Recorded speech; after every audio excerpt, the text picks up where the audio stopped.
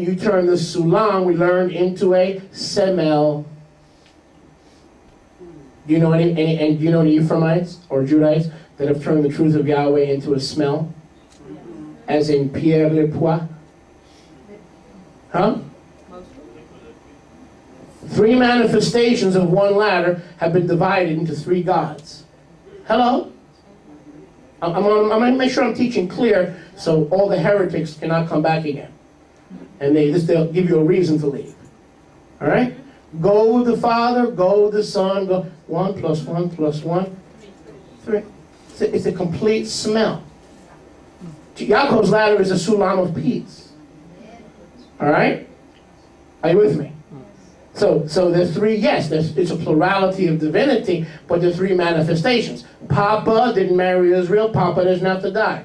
The Ruach didn't marry Israel, and the Ruach never dies, because if the Ruach died, Yahweh would cease to exist.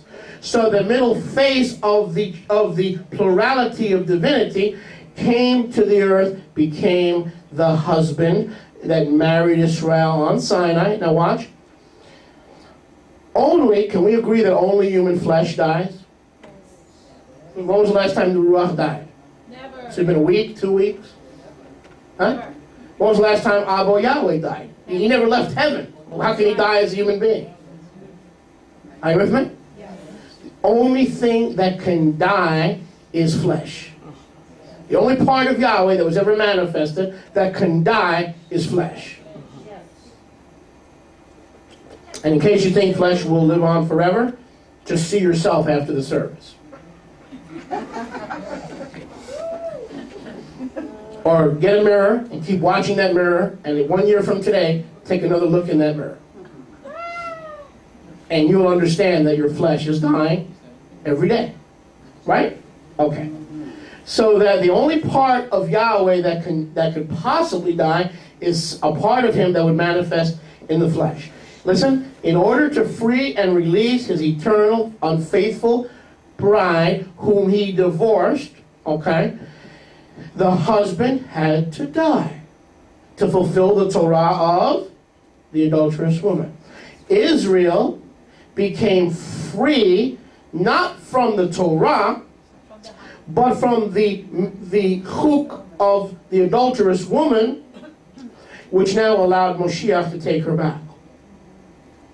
Doesn't Rav Shul say that in verse 2? She is released from the Torah of her husband. How do you get the Torah was nailed to the cross from this verse or any of these verses? But you see, if you sit under the wrong teaching, you see how easy it is to twist this stuff? Yes. Do you see how easy it is to twist this stuff? And you and I are accountable to Yahweh where we place ourselves and what teaching we sit under in what ministry.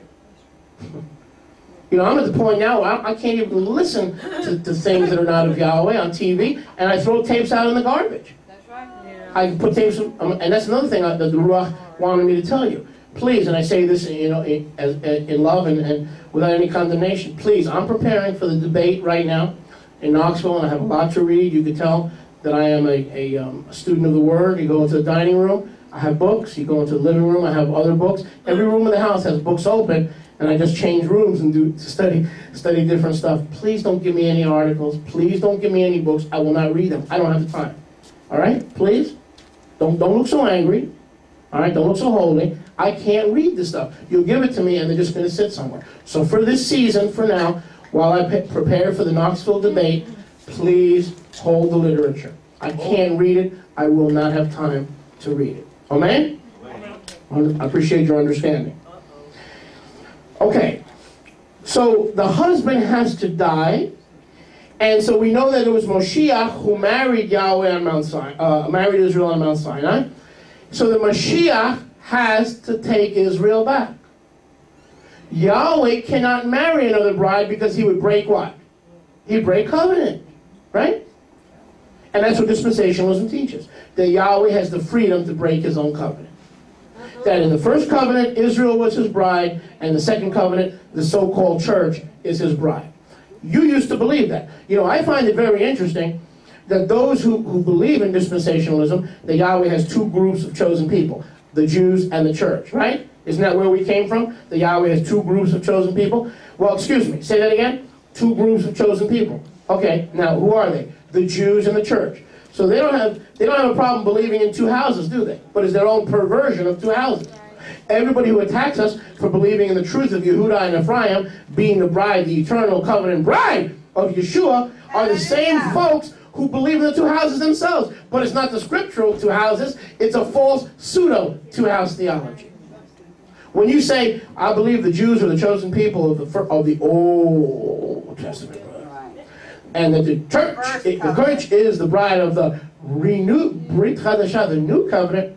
Well, hold it. You're saying Yahweh is different? Yes, brother. And that's with the rapture. And as soon as the rapture takes place, the Jews become his bride again. Whoa, whoa, whoa. Slow down. Is that spiritual schizophrenia? Tell me, Yahweh doesn't know who his bride is. He switches based on seasons, good days, bad hair days. What's going on here? It's dualism. Either Yahweh is married to something called the church, or he's married to the people of Israel. You can't have both. He'd violate his own covenant by having two brides. Doctrine of dualism. But those who believe that Yahweh has two groups, what's another way to say groups? Houses. Hello. What's their two houses? You run into your Baptist preacher next week, or your Pentecostal preacher, they believe in two houses, the church and the Jews. And they're too smart now to know that the Jews are the chosen people, because they came back to Israel in 1948. Before 1948, they can get away and say, no, the church is the new Israel. After 1948, they can't get away with that anymore. So now they got to deal with the reality of the Jews, and they say that Yahweh has two groups of elect, or two brides. What's another way to say two brides? Two houses. But it's the wrong two houses. It's two houses of Israel. And is this making sense? Yes. Hallelujah. Baruch Hashem Yahweh. So once the old husband dies, Israel is free from the curse of the adulterous woman. She can become another man's bride. When the husband dies, what can she do? Marry another bride. I'm sorry, another bridegroom.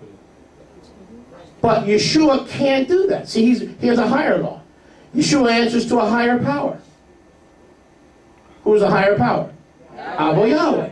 Abba Yahweh says, yes, if the husband dies, the wife, Israel, can marry any husband, but Yahweh says there's a higher law. Higher law. He will not, he is a jealous Elohim. What does Exodus, Shemot 25 say? Yahweh Elohim is a jealous Elohim. He will not allow Israel to marry a new bridegroom, even if the first one is dead. Technically, when Yeshua died, fulfilling the law of the adulterous woman, Israel could have married another bridegroom, couldn't she? Yes. But Yahweh would not allow her. She has no other bridegroom. There is no other bridegroom. It was Mashiach who married Israel on Mount Sinai. Amen? Amen. Baruch Hashem Yahweh. So once the husband dies, Israel is free from the curse of adultery.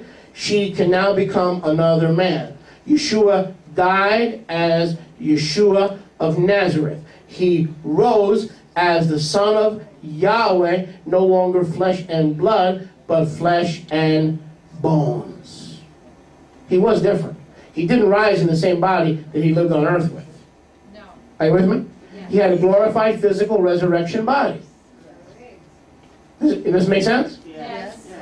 So with a glorified physical resurrected body, he was a new man, a different husband, or a renewed husband, having died and still remained the same dude. He was the same in his eternal character, but he looked and appeared different. His appearance was different, but he was the same Mashiach. You with me? It wasn't Buddha or Confucius, it was Yeshua. Make sense? Yes. The genius plan of Yahweh. The genius plan of Yahweh. Now let's look at verse 3. So then, in other words, what is Yahweh saying? So then I want you to know the Torah. I don't want you to be Romans who don't know the Torah. The ones who are Romans who don't know the Torah, they believe that there's another bride. Are you with me? They believe that there's a second bride, a Gentile bride, separate from the historic people of renewed covenant Israel. Amen? Yahweh says, no, I'm speaking to those of you who know the Torah. What Torah? The Torah of an adulterer.